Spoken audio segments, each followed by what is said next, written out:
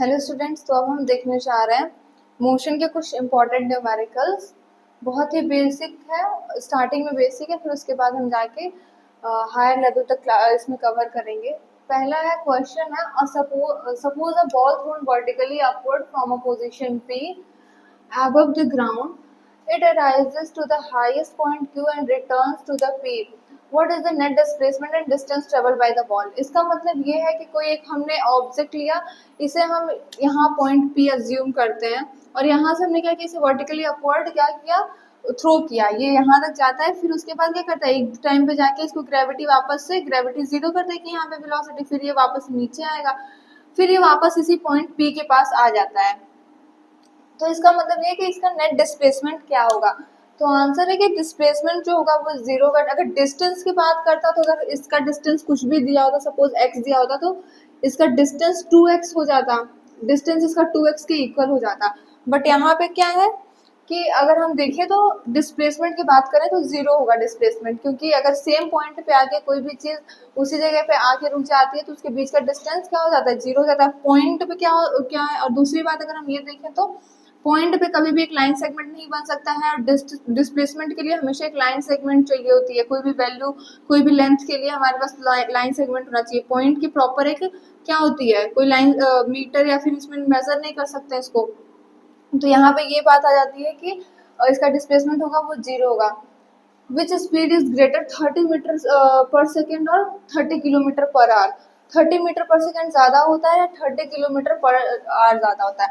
अगर 30 metre per second है, अगर वैसे भी तो हम एक और चीज़ देख सकते हैं कि जो चीज़ सेकेंड के हिसाब से चेंज होती है, यानी जिसकी एसआई यूनिट सेकेंड में हो, वो थोड़ा ज़्यादा वर्क करता है। लेकिन अगर हम यहाँ पे सॉल्व करें 30 किलोमीटर पर आवर को, तो 30 किलोमीटर पर आवर को हम ना मल्टीप्लाई करके भी देख सकते हैं 1000 से अपॉन 360 से। ये हम इसे कैंसिल कर सकते हैं। सपोज इसके लिए एक और फॉर्मूला भी है, ऐसे भी करके हम कर सकते हैं। इसके लिए एक और फॉर्मूला भी है 5/18। आप 5/18 से भी कर सकते हैं, सेम ही वैल्यू आएगी 5/18 और इससे। तो अगर देखा जाए तो इसकी वैल्यू अप्रोक्स आपकी आ जाएगी 30 मीटर पर सेकेंड 50/6। ये आपके किसके इक्वल आ गया, ये अप्रोक्स आपका आ जाएगा 8 मीटर पर सेकेंड के अकॉर्डिंग। तो 8 metre per second point something आएगा। 8 मीटर पर सेकेंड से ज़्यादा क्या है, 30 मीटर पर सेकेंड ही ज़्यादा है। तो क्या हो गया, 30 मीटर पर सेकेंड की जो वैल्यू होगी वो ज़्यादा होगी। What do you mean by 2 metre per second? 2 metre per second से हम क्या समझते हैं? 2 मीटर पर सेकेंड का मतलब ये है कि कोई भी एक ऑब्जेक्ट जो मोशन कर रहा है वो क्या कर रहा है, हर एक सेकेंड में 2 मीटर चल रहा है। हर एक सेकेंड मतलब अगर एक प्रॉपर ये लेंथ है और ये इसको हम कई सारे इक्वल 1 सेकेंड में डिवाइड करते हैं, तो क्या कर रही है, यहाँ पे भी 2 मीटर चलेगा, यहाँ पे भी 2 मीटर चलेगा, यहाँ पे भी 2 मीटर चलेगा। मतलब वो हर एक सेकेंड में 2 मीटर की दूरी क्या कर रहा है, ट्रेवल कर रहा है।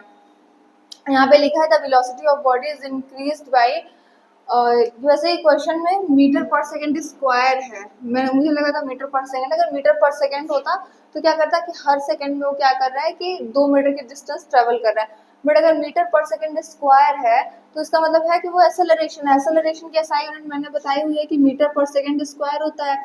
मीटर पर सेकेंड स्क्वायर इसलिए होता है क्योंकि एक्सेलरेशन होता है ना, change in velocity upon time.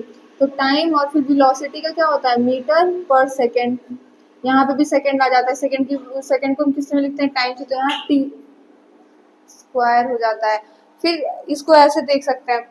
तो क्या है कि अगर कोई भी अगर ऑब्जेक्ट है उसकी वैल्यू दी हुई है कि 2 मीटर पर सेकेंड स्क्वायर की स्पीड से वो क्या मोशन कर रहा है, तो इसका मतलब क्या है, तो इसका मतलब है कि वो एक्सेलरेट कर रहा है। एक्सेलरेट मतलब अगर यहाँ पे निगेटिव होता तब वो रिटार्ड में आता, बट यहाँ पॉजिटिव दिया हुआ है। पॉजिटिव मीन्स कि उसकी जो स्पीड है वो हर सेकेंड में 2 मीटर के स्पीड से बढ़ रही है।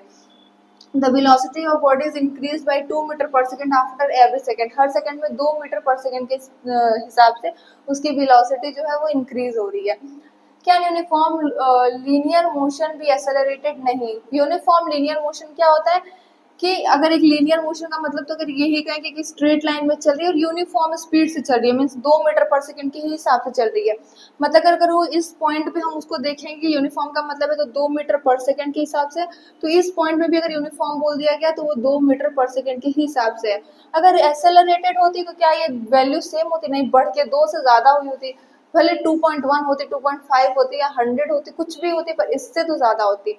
तो क्या है, ये एक्सेलरेटेड कभी नहीं हो सकती, क्योंकि यूनिफॉर्म में मोशन के अगर हम किसी भी पॉइंट पे चेक करेंगे तो उस इक्वल वेलोसिटी से ही ट्रेवल कर रहा होता है। फिर है the displacement of a body is zero, it is necessary that the distance covered by is also zero. ये इम्पॉसिबल है कि अगर कोई भी ऑब्जेक्ट मोशन कर रहा है तो उसकी डिस्टेंस जीरो हो जाए, ये इम्पॉसिबल है। अगर कोई भी ऑब्जेक्ट इसकी डिस्प्लेसमेंट, जैसे ये सर्कुलर मोशन है, अगर उसने सर्कुलर मोशन किया और उसने एक लूप अपना यहाँ कंप्लीट किया पॉइंट ओ पे, तो क्या है यहाँ पे इसकी डिस्प्लेसमेंट जीरो जाएगी, बट डिस्टेंस इसके पास फिर भी रहेगी। फिर भी इसलिए रहेगी इसकी सर्कमफरेंस की इक्वल रहेगी, वैसे इसकी डिस्टेंस डिस्टेंस कभी भी जीरो नहीं हो सकता। डिस्टेंस जो होता है वो एक्चुअल पाथ होता है, मतलब बॉडी ने जितना कवर किया होता है। फिर क्या है, can the displacement be greater than distance travelled bye an object, तो ये भी क्या होता है, नो, ये कभी पॉसिबल नहीं हो सकता कि डिस्प्लेसमेंट जो हो वो डिस्टेंस से बड़ा हो। एक्चुअली जो डिस्टेंस के इक्वल होने का भी एक ही चांस होता है, जब क्या हो स्ट्रेट लाइन में ट्रेवल कर रही हो तभी डिस्टेंस इक्वल डिस्प्लेसमेंट हो पाता है, ऐसा कभी नहीं हो पाता है। और अगर एक नॉर्मल कोई भी ट्रेवल कर रहा है तो इसकी डिस्टेंस हमेशा ज़्यादा बड़ी होगी, ये एक्चुअल पाथ होती है, रियल पाथ होती है। डिस्प्लेसमेंट जो होती है वो शॉर्टेस्ट पाथ होती है, कितना भी होगा पर वो उससे छोटा ही रहेगा, तो ये इम्पॉसिबल है। When do distance and displacement of a moving object have the same magnitude, distance और डिस्प्लेसमेंट मूविंग ऑब्जेक्ट का सेम मैग्नीट्यूड में कब होगा? जब कोई भी ऑब्जेक्ट क्या करियो स्ट्रेट लाइन में ट्रेवल करियो। स्ट्रेट लाइन में मतलब हमें भी पता है कि कोई भी ऑब्जेक्ट है, अगर वो सपोज ऐसे ऐसे डिस्टेंस करता है तो उसकी डिस्प्लेसमेंट अलग हो जाएगी, डिस्टेंस अलग हो जाएगी। डिस्टेंस जो होती है एक्चुअल पाथ, मतलब उस जिस एक्चुअल पाथ से वो गया हुआ है उसको कवर करेंगे। डिस्प्लेसमेंट में जो शॉर्टेस्ट पाथ इन दोनों पॉइंट्स को कनेक्ट कर रही होगी। लेकिन जो डिस्प्लेसमेंट है वो कब इक्वल होता है, तो अगर सपोज इसने रियल में एक्चुअल पाथ ही फॉलो किया है स्ट्रेट लाइन के थ्रू, तो स्ट्रेट लाइन से छोटी लाइन कोई और दो पॉइंट्स के बीच में होती नहीं है। दो पॉइंट्स के बीच में जो सबसे छोटी लाइन या सबसे जो छोटा डिस्टेंस होता है वो सिर्फ एक स्ट्रेट लाइन ही बना सकती है। तो क्या हो गया इसका मतलब कि जो ये है स्ट्रेट लाइन पे ही इक्वल होगी। फिर अब देखते हैं कहना डिस्प्लेसमेंट, तो ये ग्रेटर नहीं होगा। व्हेन डज द ये वाला भी क्वेश्चन हमने कर लिया है। Does the speedometer of car measures it's average speed, क्या स्पीडोमीटर जो होती है कार की वो उसकी एवरेज स्पीड बताती है?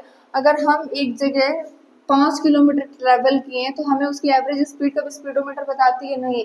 हम जब कोई भी व्हीकल चला रहे होते हैं, हम जब उसकी स्पीड बढ़ाएंगे तो हम देखेंगे कि उसकी निडल भी क्या कर रही होती है, उसके साथ इंक्रीज कर रही होगी। हम अचानक से अपनी गाड़ी को रिटार्ड करेंगे, यानी वेलोसिटी चेंज करके उसे धीरा करेंगे, तो उसकी निडल जो होती है स्पीडोमीटर की वो कम करती है। वो कभी एवरेज स्पीड नहीं बता रही होती है, हम एक पर्टिकुलर टाइम पे जिस स्पीड से चल रहे थे वही बताती है। इंस्टेंटेनियस की अगर बात की जाए तो इंस्टेंटेनियस क्या होता है? इंस्टेंट। इंस्टेंट का मतलब होता है कि एक पर्टिकुलर टाइम पे।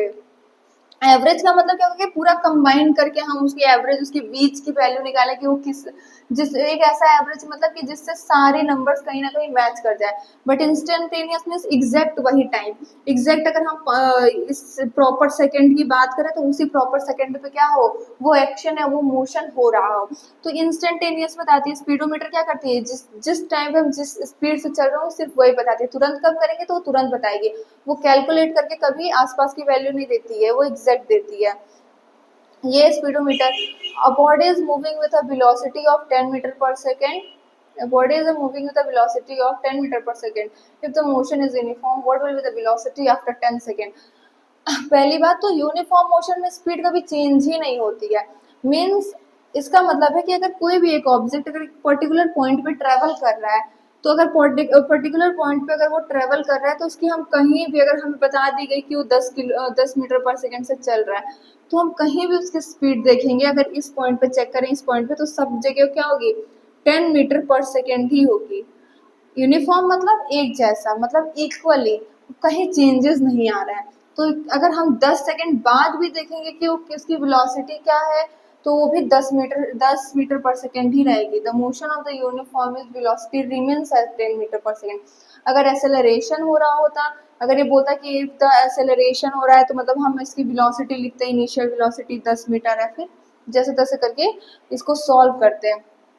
फिर देखते हैं, can a body have a constant speed but variable velocity. क्या किसी बॉडी के पास कांस्टेंट स्पीड होने के साथ वेरिएबल वेलोसिटी हो सकती है? बिल्कुल हो सकती है। अगर कोई ऑब्जेक्ट सर्कुलर मोशन कर रहा हो, जैसा कि लिखा है यहाँ पे भी लिखा है, yes example a body have a uniform circular motion with constant speed. अगर आप यूनिफॉर्म सर्कुलर मोशन कर रहे हो, अगर आप एक यूनिफॉर्म सर्कुलर मोशन कर रहे हो, इसके अकॉर्डिंग अगर आप जिस भी स्पीड, अगर आप एक व्हीकल लिए, उस पर आपने अपनी व्हीकल की स्पीड 20 मीटर कर दी, उससे आप ना बढ़ा रहे हो ना घटा रहे हो, और आप एक सर्कुलर मोशन पे ट्रैक पे ट्रैवल कर रहे हो, तो उसकी स्पीड तो कांस्टेंट ही है। मीन्स हमने तो स्पीड चेंज ही नहीं किया। हम जब तक उसको एक्सेलरेट नहीं करेंगे वो एक्सेलरेट नहीं होगा, जब तक हम रिटार्ड नहीं करेंगे तो रिटार्ड नहीं होगा, व्हीकल हमारे हाथों में। लेकिन उसकी वेलोसिटी चेंज हो रही है, क्यों? क्योंकि इसकी परमानेंट डायरेक्शन जो है वो चेंज हो रही है, हर समय पे डायरेक्शन इसकी कुछ ना कुछ अलग है। इधर देखेंगे तो ये टुवर्ड्स क्या टुवर्ड्स नॉर्थ जा रहा है, फिर इधर टुवर्ड्स वेस्ट जा रहा है, टुवर्ड्स इधर आएगा तो साउथ जाएगा। तो इस तरीके से क्या हो रही है, इसकी हर जगह डायरेक्शन चेंज हो रही है। डायरेक्शन जब जब चेंज होगा, वेलोसिटी तब तब चेंज होती है। यही नहीं, अगर सिर्फ एक स्क्वायर भी अगर वो ट्रेवल कर रहा है तो क्या कर रहा है, जब इधर से वो टर्न करेगा तो इसकी डायरेक्शन चेंज होगी। स्पीड कांस्टेंट है, पर डायरेक्शन चेंज हो जाने की वजह से इसकी वेलोसिटी यहाँ भी चेंज होगी। तो एक जरूरी नहीं कि यूनिफॉर्म मोशन जहाँ पे भी हम डायरेक्शन चेंज कर रहे हैं वहाँ कांस्टेंट स्पीड हो, बट फिर भी वेलोसिटी चेंज होती है। फिर क्या है, नेक्स्ट क्वेश्चन है, can the body have a constant speed with variable velocity when the acceleration takes as negative। acceleration कब हम नेगेटिव ले सकते हैं? acceleration अगर हम नेगेटिव लेने की बात करें तो तब लेंगे जब हम अपोजिट डायरेक्शन में फोर्स लगा रहे हो। अब फोर्स अभी पढ़ा नहीं है हमने, तो अगर हम बात करें तो acceleration तब लेंगे, जैसे कि यहाँ लिखा है negative in the direction opposite to the direction of velocity. मतलब अगर हम इस स्पीड में डायरेक्शन में चल रहे हैं और हम क्या कर रहे हैं, और हमारा जो एक्सेलरेशन है वो एक तरह से निगेटिव डायरेक्शन में वर्क करता है, मतलब जो फोर्स होता है वो निगेटिव हमें रोकने की कोशिश कर रहा होता है। यहाँ भी एक्सेलरेशन है। अगर निगेटिव एक्सेलरेशन का एक एग्जांपल दे तो हम ये देखें कि अगर हम एक कोई भी साइकिल चला रहे हैं और हम एक बार के लिए उसकी पैडल चलाना छोड़ दें, धीरे धीरे धीरे धीरे वो साइकिल जाके रुक जाती है। वो रुकती क्यों है? क्योंकि जो एयर रेजिस्टेंस है हमारे एटमॉस्फेयर में, एयर रेजिस्टेंस है, ये क्या करता है, इसे अपोज करता है। या फिर कोई बॉल है, हम अगर उसे किक करके छोड़ दे तो वो जाते जाते जाते जाते क्या करती है, रुक जाती है। एयर रेजिस्टेंस और ग्रेविटी जो होती है उसके अपोजिट में फोर्स लगाती है, उसके अपोजिट में वेलोसिटी होती है उनकी, तो क्या करती है, उसे रोकती है। रोकती क्यों, और वो रुकती क्यों है? एक्सेलरेशन का मतलब होता है इंक्रीज इन स्पीड, मतलब स्पीड में इंक्रीज हो रहा है। जब हम किक दिए तो उसकी वेलोसिटी इंक्रीज हुई, बट वो रुक इसलिए रही क्योंकि वहां पे निगेटिव एक्सेलरेशन हो रहा है। निगेटिव एक्सेलरेशन, रिटार्डेशन, डिसेलरेशन सारी एक ही चीजें हैं।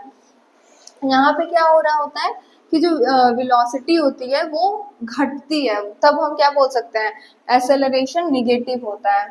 फिर है taken as negative, what is the uniform acceleration? Uniform acceleration क्या है? Acceleration of object is said to be an uniform if it is travel in a straight line and its velocity increase or decrease at the equal amount in equal interval of time। अगर हम एक बात देखें कि अगर कोई भी object accelerate कर रहा है तो वो एक कांस्टेंट स्पीड से एक्सेलरेट करेगा। मान लीजिए अगर ये एक मोशन कर रहा है किसी स्ट्रेट पाथ पे, अगर हमने बोल दिया कि 2 मीटर पर सेकेंड स्क्वायर के स्पीड से इंक्रीज कर रहा है अपनी स्पीड, मतलब कि वो है कि हर सेकेंड पे उसकी जो वेलोसिटी है वो 2 मीटर पर सेकेंड बढ़ रही है, 2 मीटर या फिर जिस स्पीड से भी चल रहा है। तो इसका मतलब है कि अगर हम यहाँ पे भी देखेंगे तो इसकी वेलोसिटी जो होगी वो चेंज हो चुकी रहेगी, लेकिन वो किस रेट से चेंज हो रही होगी, वो 2 मीटर पर सेकेंड स्क्वायर के ही रेट से चेंज हो रही होगी। ये हो सकता है। अगर हम एक बात करें तो एक यूनिवर्सल एग्जाम्पल है इसका, यूनिवर्सल एग्जाम्पल है कि जो हर जगह क्या होगा, एक ही तरह रहेगा, जैसे कि free falling of a body. अगर कोई ऑब्जेक्ट हम ऐसे डाउन टू अर्थ ऐसे गिरा देना, तो जब वो गिर रही होती है, जैसे अगर एक बॉल है, अगर ये गिर रही है यहाँ पे, तो इसमें जो एक्सेलरेशन होगा ये हर टाइम पे इक्वली ही इंक्रीज करता है, क्योंकि ग्रेविटी ऑफ जो वैल्यू ऑफ ग्रेविटी होती है 9.98 मीटर पर सेकेंड स्क्वायर, वो हर जगह इक्वल लग रही होती है। ब्रेक हम क्या करते हैं, अक्सर हम जो कार चलाते हैं वहां पे एक्सेलरेशन दे, तो वहां पे ये एक टाइम के लिए हो सकता है कि हम क्या नॉन यूनिफॉर्म कर रहे हो, क्योंकि वो हमारे हाथ में, हम क्या कभी स्पीड ज्यादा कर दिए कभी कम कर दिए, तो वो एक्सेलरेशन वेरिएबल है। बट अगर जब हम ग्रेविटी की बात करें तो हर जगह सिर्फ एक ही एक्सेलरेशन लगता है, 10 या फिर अप्रोक्स 10 या फिर 9.98 मीटर पर सेकेंड स्क्वायर। हर जगह इतने ही फोर्स के साथ, इतने ही वेलोसिटी के साथ एक्ट हो रहा है। तो free falling of a body मतलब उसे फ्रीली फॉल कराया जाए, उसे छोड़ दिया जाए, तो वो क्या कर रही होती है, कौन यूनिफॉर्म एक्सेलरेशन, मतलब वो एक ही रेट से वो जो होती है ऑब्जेक्ट वो गिर रही होती है, और एक्सेलरेशन के इक्वल ही होती है। अब देखा जाए next question, give an example of non uniform acceleration. एक ऐसा एग्जांपल कि जो ऑब्जेक्ट है non uniform acceleration. Non uniform acceleration मतलब कि वो कभी ज्यादा रेट से एक्सेलरेट करी, मतलब 5 मीटर पर सेकंड कभी चेंज कर दी वेलोसिटी, कभी अचानक से उसने सिर्फ 2 ही किया। तो अगर हम जैसे कार, इसका एग्जांपल है, यहाँ पे कुछ और लिखा है, अगर एक एग्जांपल अच्छी सी लें तो अगर कोई ऑब्जेक्ट है, कार है, उसे हम ट्रैफिक में चला रहे हैं, तो ट्रैफिक में चलाते हैं तो ऐसा नहीं होता, अगर कार रुकी हुई है एक पॉइंट पे, कार अगर एक पॉइंट पे रुकी है, अचानक से जब रोड खाली होगा तो ये एक्सेलरेट करेगी 2 मीटर पर सेकेंड से, फिर आगे जो पहुंच जाएगी, फिर यहाँ पे कोई और ऑब्जेक्ट आएगा, यहाँ तक आएगी, तो फिर क्या कर देगी, जीरो कर देगी घटा के, ब्रेक अप्लाई करके। फिर उसके बाद फिर जगह मिलेगी, अगर ज्यादा जगह मिल जाएगी तो फिर मान लीजिए 5 मीटर पर सेकेंड स्क्वायर की स्पीड से बढ़ा ले। तो यहाँ पे जो है ना, इसकी एक्सेलरेशन कन्फर्म नहीं है, वो अपने अकॉर्डिंग रिटार्ड कर रही है, डिसलरेट कर रही है, या फिर एक्सेलरेट कर रही है, तो इसको भी बोल सकते हैं नॉन यूनिफॉर्म एक्सेलरेशन। नेक्स्ट है हाउ, हाँ ये देखते हैं, how are the distance travelled by the object related to the time taken when the object travel equal distance in equal interval of time, directly proportional to time taken. How are the distance traveled by an object related to the time taken when object travel to the equal distance in equal interval of time? इसका मतलब ये है कि हम कैसे इस चीज को रिलेट कर सकते हैं, अगर कोई ऑब्जेक्ट है, अगर वो equal distance equal interval of time में ट्रेवल करे, इक्वल डिस्टेंस इक्वल, तो ये वैसे यूनिफॉर्म मोशन का एग्जांपल है। In this case distance travel by object is directly proportional to time taken, speed is equal to distance upon time. अगर ये directly proportional ही होती है, speed into time is equal to distance, ये क्या है, डायरेक्टली प्रोपोर्शनल है, देख सकते हैं हम। तो क्या है कि अगर वो equal interval of equal time पे ट्रेवल कर रही है, मतलब जैसे जैसे डिस्टेंस भी बढ़ रहा है वैसे वैसे टाइम भी बढ़ रही है, इनके रेशियोज इक्वल ही आएंगे, तो ये है इसका मीनिंग कि वो डायरेक्टली प्रोपोर्शनल है। उसके बाद है what would be the acceleration of a body of its velocity time graph is parallel to time axis। मतलब कि अगर टाइम एक्सिस के पैरेलल ये जो होता है ग्राफ, इसको मैंने बताया था कि ये जो एक्स एक्सिस होता है और ये जो वाई एक्सिस, यहाँ पे हमेशा टाइम लाई करता है। What would be the acceleration, velocity time graph बोल रहा है, तो मतलब ये हो गया आपका velocity time graph. Velocity time graph क्या देता है, एक्सेलरेशन देता है, मीन्स अगर वो ऐसे जा रहा है तो एक्सेलरेट कर रहा है, फिर वो ऐसे जा रहा है तो मतलब रिटार्ड कर रहा है, मतलब वो वेलोसिटी चेंज कर रहा है ओवरऑल, हम ये बता सकते हैं। तो अगर ये क्वेश्चन कह रहा है कि अगर वो पैरेलल है टाइम एक्सिस के, पैरेलल का मतलब कि दो लाइंस के बीच में डिस्टेंस जो हर जगह इक्वल हो, यहाँ पे भी इक्वल हाइट होगी, यहाँ पे भी इक्वल होगी, तो ये हो गया पैरेलल। अगर ये पैरेलल है तो इसका मतलब हम क्या समझेंगे, तो इसका मीनिंग ये होता है कि वो जो ऑब्जेक्ट है वो इक्वल वेलोसिटी से वो एक्सेलरेशन कर ही नहीं रहा है। अब सपोज करो यहाँ 2 मीटर पर सेकेंड है, यहाँ 3 मीटर पर सेकेंड है, अगर ये ऐसे तो मतलब वो 2 मीटर पर सेकेंड पे ही चला ही जा रहा है, यहाँ 4 मीटर पर सेकेंड है। अगर ये स्पीड अगर इक्वल ना होती, सपोज पैरेलल ना होती, तो ये ऐसे होता, मतलब कि यहाँ 2 मीटर चला, फिर अगले सेकंड में 3 चल दिया, फिर यहाँ से अगले सेकंड में देखे तो 4 चल दिया। बट अगर ये पैरेलल गिवन है, इट्स मीन कि वेलोसिटी जो है वो एक कांस्टेंट है। अगर ये पैरेलल यहाँ उठ के आ जाती है तो 4 मीटर पर सेकंड बोलते हैं कि हाँ इसी फिक्स वेलोसिटी के साथ क्या कर रही है, वो ट्रेवल कर रही है। मतलब कि अगर वेलोसिटी टाइम ग्राफ में कभी भी टाइम के पैरेलल वो चीज आती है, टाइम के पैरेलल आएगी अगर एक्सेलरेशन, तो मतलब एक्सेलरेशन नहीं हो रहा है अगर वेलोसिटी टाइम के पैरेलल आ जाती है। तो अगर डिस्टेंस टाइम ग्राफ में आती है तो मतलब डिस्टेंस ही नहीं हो रहा, मीन्स वो रेस्ट में है। अगर ये डिस्टेंस टाइम ग्राफ है और ये ऐसे पैरेलल दे दिया तो यहाँ पे डिस्टेंस ट्रेवल ही नहीं हो रहा है, बॉडी जो है रेस्ट में है, रुकी हुई है, टाइम चल रहा है बट ऑब्जेक्ट क्या कर रही है, डिस्टेंस ही नहीं कर रही है, मतलब हाँ मोशन ही नहीं कर रही है। जो ऑब्जेक्ट मोशन नहीं कर रही होती है उससे हम यही बोलते हैं कि वो रेस्ट में है। फिर है what is the solution, is the motion of a body uniform or accelerated if it round the sun with constant speed in a circular orbit। कि अगर क्या ऐसा पॉसिबल है कि अगर कोई बॉडी मोशन कर रही है तो वो बॉडी यूनिफॉर्म और accelerated if it goes round to the sun. मतलब कि अगर कोई ऑब्जेक्ट है वो राउंड टू द सन, मतलब एक सर्कुलर मोशन भी हम मान सकते हैं सीधे और साफ बात में कहें तो। वैसे अगर हम बी में बोल सकते हैं कि हाँ वो रिवॉल्व कर रही है, रिवोल्यूशन भी अपना कंप्लीट कर रही है।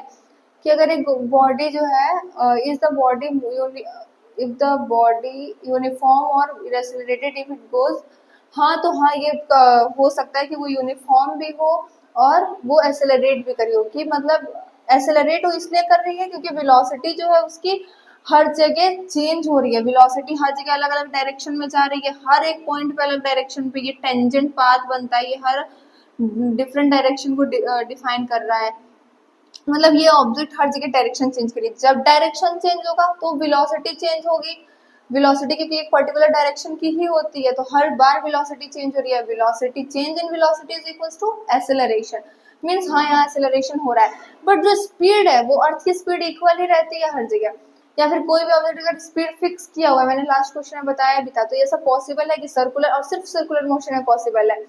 मीन्स अगर वो डायरेक्शन जब भी चेंज करे तभी पॉसिबल है, पर अगर हम स्क्वायर वगैरह की बात करें तो ये सिर्फ तब तक पॉसिबल है जब तक ये पार्ट चल रहा हो, मीन्स चेंज इन डायरेक्शन वाला पोजीशन चल रहा हो। बट सर्कुलर मोशन में क्या होता है कि वो हर पॉइंट पे डायरेक्शन चेंज होती है, मतलब हर पॉइंट पे एक्सेलरेट कर रहा है और हमारी स्पीड तो कांस्टेंट है ही, तो ये पॉसिबल है। फिर क्या है ये वाला क्वेश्चन हो गया ना, क्वेश्चन नंबर 17।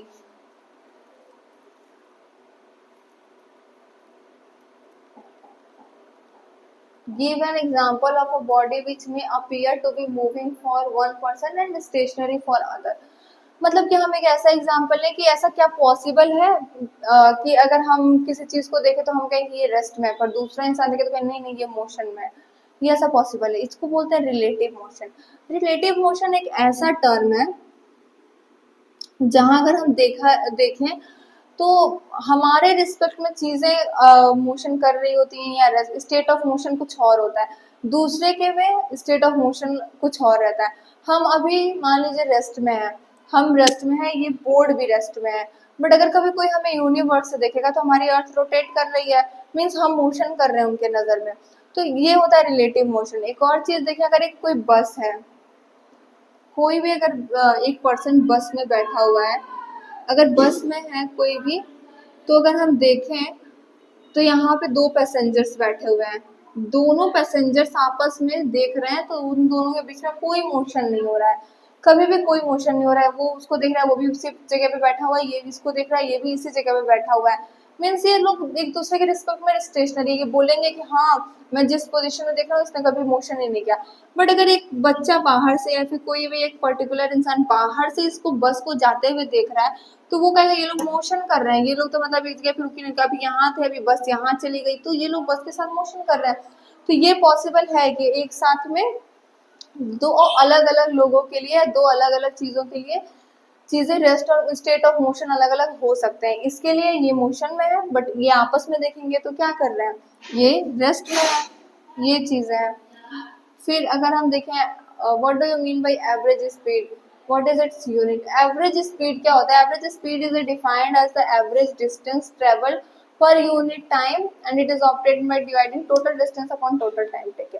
एवरेज स्पीड मतलब किसी भी चीज का एवरेज, मतलब कि जितने न्यूमरेटर मतलब जितने हमने पूरी स्पीड क्या होता है, distance upon time. Average speed क्या होता है या एवरेज वेलोसिटी भी अगर बात करें तो टोटल डिस्टेंस, मतलब एवरेज में हम टोटल ही निकालते हैं, टोटल के अकॉर्डिंग एक ऐसी वैल्यू जो सबके सबसे मैच कर रही हो या जो सबसे सबके अप्रोक्स आ रही हो अपॉन टोटल टाइम। कि मतलब जो ऑब्जेक्ट है अगर वो एवरेज स्पीड उसकी निकाल रहे हैं, मतलब उसने पूरे डिस्टेंस को अप्रोक्स कितने टाइम में, अप्रोक्स मतलब लगभग कितने समय में क्या ट्रेवल किया, मतलब कि उसकी स्पीड थ्रू आउट मतलब टोटल पूरे जर्नी में कितनी रही है। तो इसका फॉर्मूला भी होता है total distance upon total time taken. इसकी एसआई यूनिट अगर देखें तो वही होगी टोटल डिस्टेंस, टोटल डिस्टेंस क्या होता है, मीटर ही होगा, अपॉन टोटल टाइम मतलब पूरे टाइम का भी वही होगा, डेफिनेटली सेकेंड होगा। तो इसकी भी SI unit metre per second ही रहेगी। What is the difference between uniform velocity and non-uniform velocity? Uniform velocity. An object with a uniform velocity covers equal distance in equal interval of time in the specific direction. Object moving with a speed of 40 towards uniform velocity यहाँ पे कुछ दी हुई है और non uniform भी दी हुई है। मैं अपने तरीके से बताती हूँ, पहले देखते हैं यहाँ क्या लिखा है। When an object cover unequal distance in equal interval of time.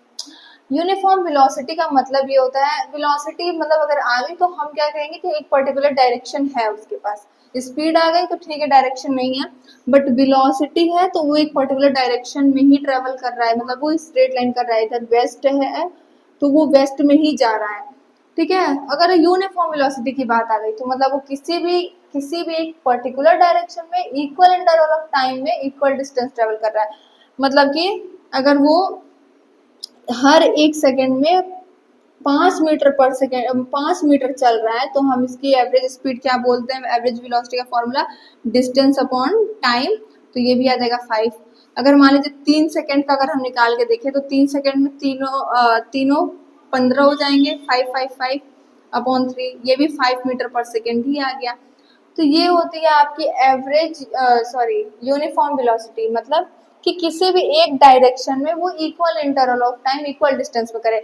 ये भी हो सकता था कि यहाँ दो हो, हर 2 सेकंड में 5 मीटर, हर 2 सेकंड में 5 मीटर, तो भी हम क्या करते हैं यहाँ पे 2 से डिवाइड करते हैं तो क्या आ जाता है 7.5।